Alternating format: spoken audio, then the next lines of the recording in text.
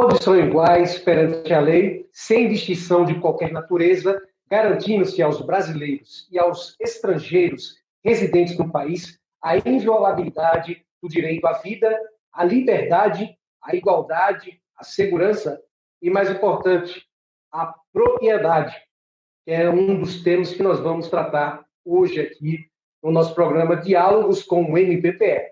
Seja muito bem-vinda, muito bem-vindo a mais uma edição do nosso programa de entrevistas no Ministério Público do Estado de Pernambuco.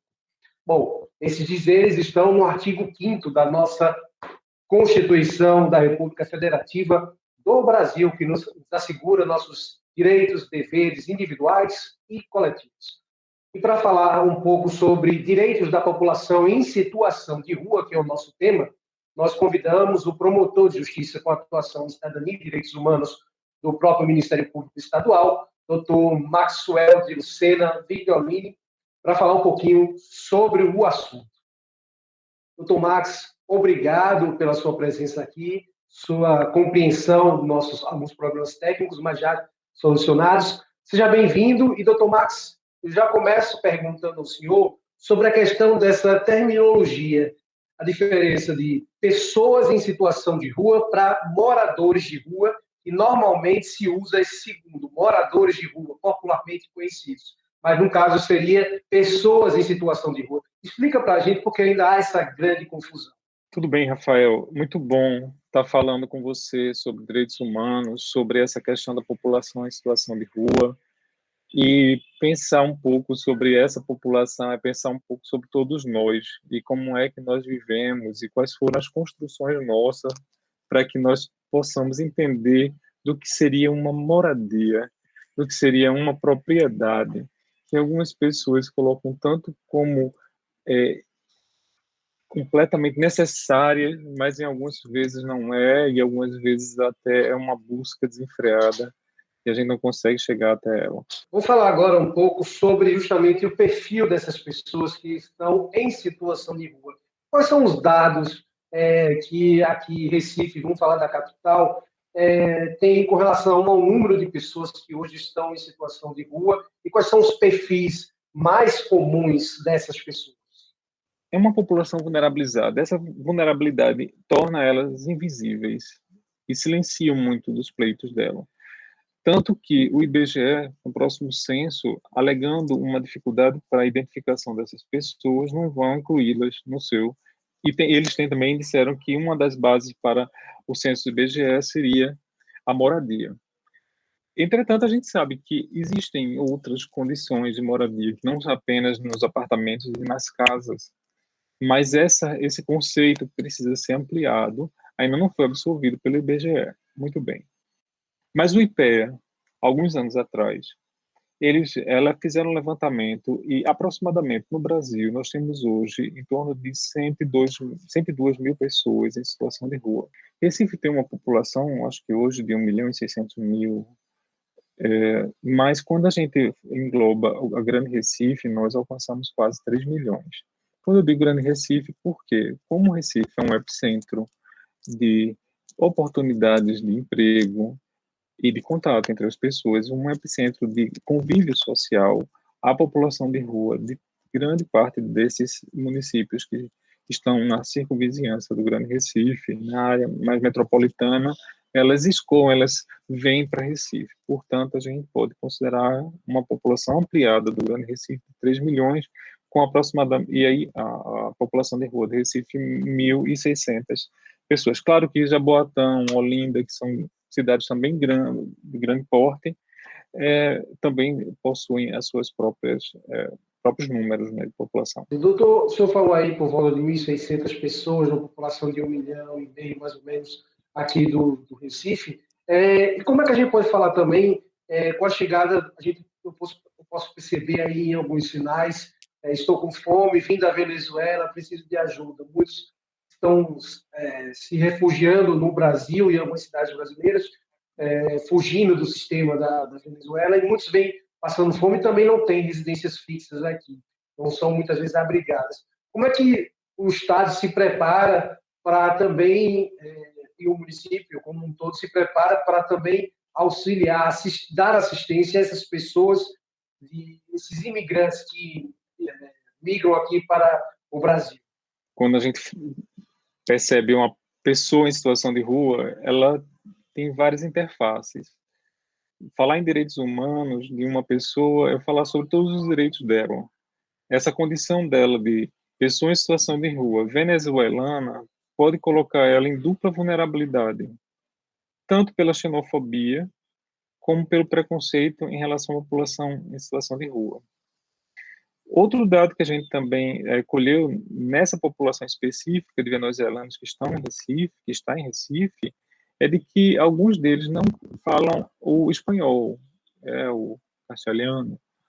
Eles falam um dialeto daquela tribo que eles, alguns deles, né, que eles habitam.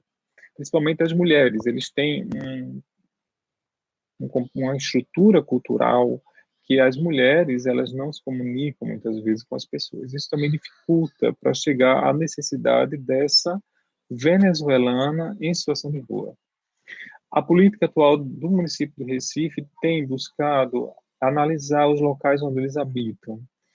Eles também possuem uma comunidade, eles são muito mais comunitários, vamos dizer assim, têm uma cultura mais gregária. Eles permanecem numa convivência coletiva na residência onde estão.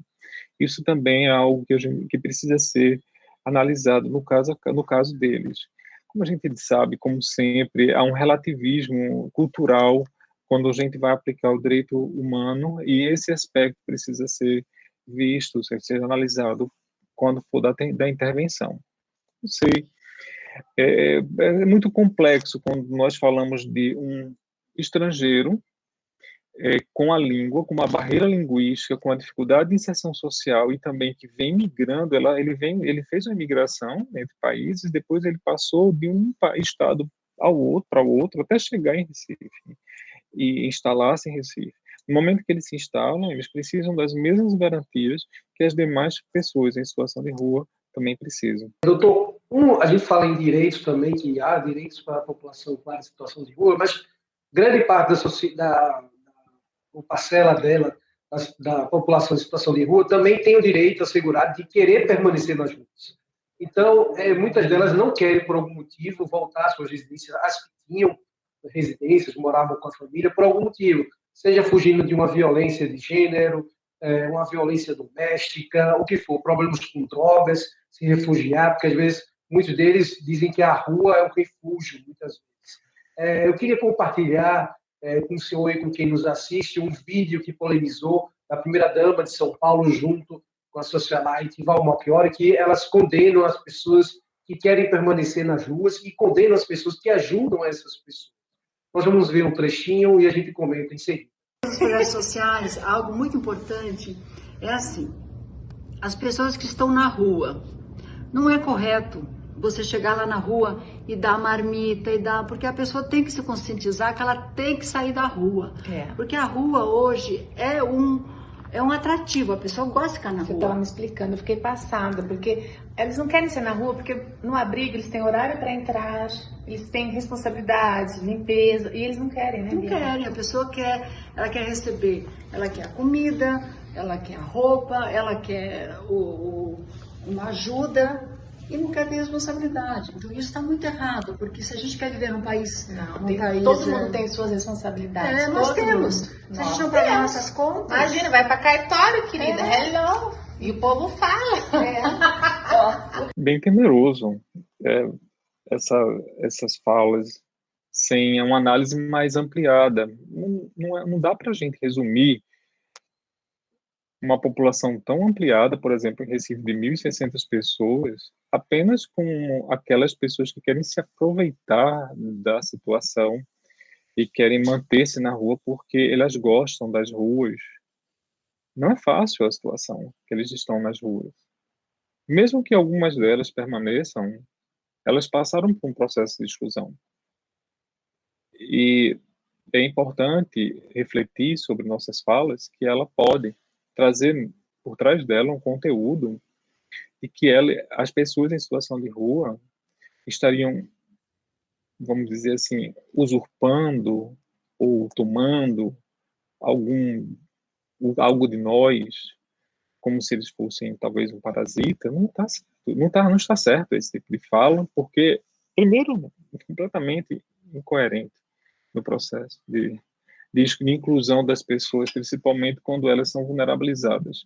Existem alguns perfis de população em situação de rua, mas na sua grande maioria a população de rua está na rua porque foi excluída da sua casa, não quer ficar, não quer permanecer. Algumas delas possuem residência, mas não voltam para sua residência por diversas razões, pela exclusão social, pela distância dessas casas dos centros urbanos, por falta das oportunidades que tem distante dos centros urbanos. Nossos centros urbanos, eles têm aquele processo de gentrificação, em que as pessoas são afastadas, empurradas, principalmente as pessoas mais pobres, as pessoas com maior condição, pouca condição financeira, elas são empurradas dos centros, porque eles não conseguem sobreviver naquele nível social daquelas pessoas e, portanto, elas passam a residir distante desse centro e muitas vezes elas vão trabalhar em trabalhos informais no centro e permanecer ali morando, mas não conseguem voltar para sua casa. Em 2009 foi implantada a Política Nacional para a População em Situação de Rua através do Decreto 7.053 de dezembro daquele ano. Eu queria que o senhor fizesse uma análise sobre esse decreto, se de fato foi um pontapé inicial para tentar melhorar a situação atual do país. A pessoa em situação de rua tem direitos. Não sei por que a gente fala isso. Nem precisaríamos. Mas por que precisamos afirmar os direitos delas? Dizer nos textos escritos, num decreto, estabelecer uma norma para isso. Para que nós não nos esqueçamos disso. Para que ali seja realmente consubstanciado que aquelas pessoas são pessoas, elas não são só um objeto de caridade, elas também não são só um objeto de exclusão, também não são um objeto de agressão da população. Pelo contrário, por elas estarem em situação de rua, elas precisam de um cuidado de todos nós, um cuidado com maior atenção. A partir dali, vários conceitos foram estabelecidos. Ponto de referência, que são os locais na rua, onde elas estão, quais são os locais que elas têm de referência para a comunidade, onde elas realmente permanecem por maior parte do seu tempo, quais são os pontos de amparo e de apoio dessa população para garantir os direitos dela.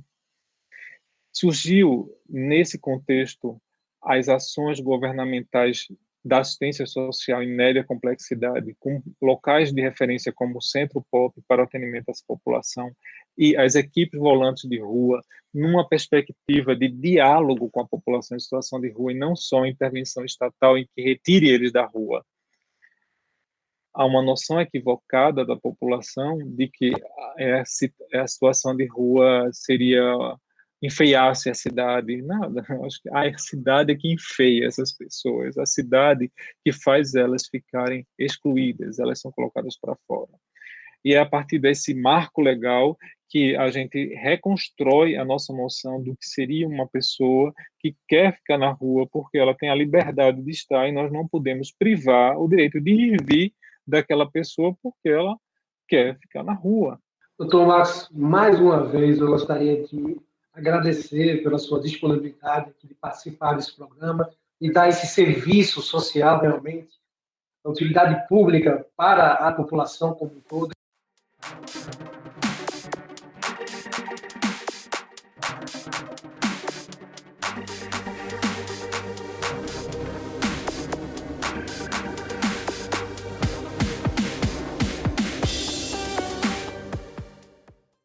Ministério Público de Pernambuco.